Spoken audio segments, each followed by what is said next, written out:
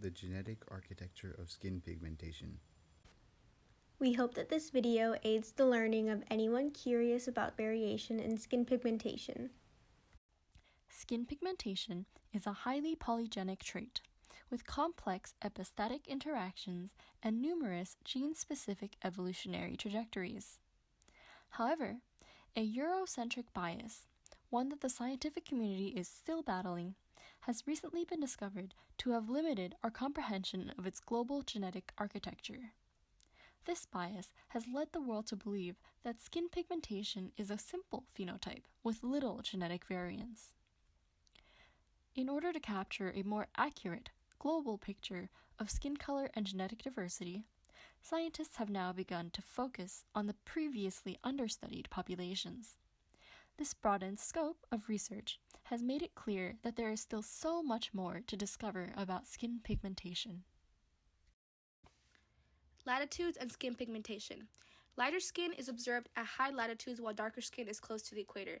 As can be seen on the image to the right, the key shows that darker skin is near the equator and lighter skin appeared at higher latitudes. That said, skin pigmentation in humans has evolved under selection pressure from duration and intensity of sunlight. It is important to note that dark skin serves as protection against UV since overexposure to UV can cause skin cancer and decrease follicle acid levels. An interesting effect of this pigmentation based on latitude is that ancestral populations that lived at higher latitudes can be traced from present-day populations. One such population is found in Latin America, where the skin pigmentation is highly similar to that of people in East Asia. This is because many Latin Americans are descendants of Native Americans, who are themselves descendants of people who migrated across Beringia over 20,000 years ago, as shown in the image. UV radiation is an important part of recent skin pigmentation research. There's an image of a warning sign that says danger, UV radiation. By studying a large and genetically diverse set of populations, we are understanding evolving traits in skin pigmentation in relation to levels of UVR exposure. The differentiation can be traced to biological adaptations such as tanning ability. Also, it's hypothesized that the variable melanin production prevents UVR interference with vitamin D production and folate protection. There is a photo of a man who put sunscreen on half of his face to demonstrate how UV radiation affected the unprotected side of his face more than the side with sunscreen. Vitamin D in sunlight. A certain amount of sunlight must penetrate the outer skin layer for the body to produce vitamin D. Vitamin D is important because it helps regulate the amount of calcium and phosphate in the body, and these nutrients are needed to keep bones, teeth, and muscles healthy. Approximately 90% of people synthesize this vitamin in their skin with the help of ultraviolet radiation, and the other 10% of this vitamin comes from fatty foods.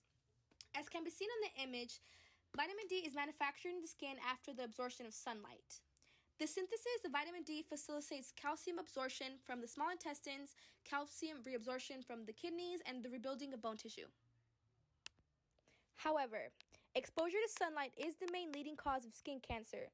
So exposure to sunlight in this case is both beneficial for some health outcomes but deadly for others. Exposure to sunlight has even further effects on the evolution of skin pigmentation, however.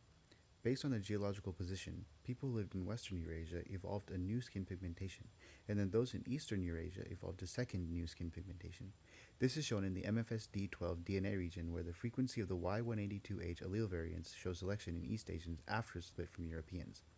This is directly related with solar radiation intensity. There have also been beneficial discoveries about various skin conditions. Through improved research, there have been discoveries about the heritability of skin characteristics.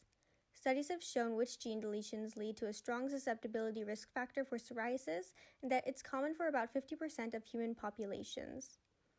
There are genes like FLG that directly affect the skin barrier, which can influence immunity. These findings help shape our understanding of why our skin has certain functions and why it varies among different populations. On the screen, there is an image of a woman with irritated skin on her cheek.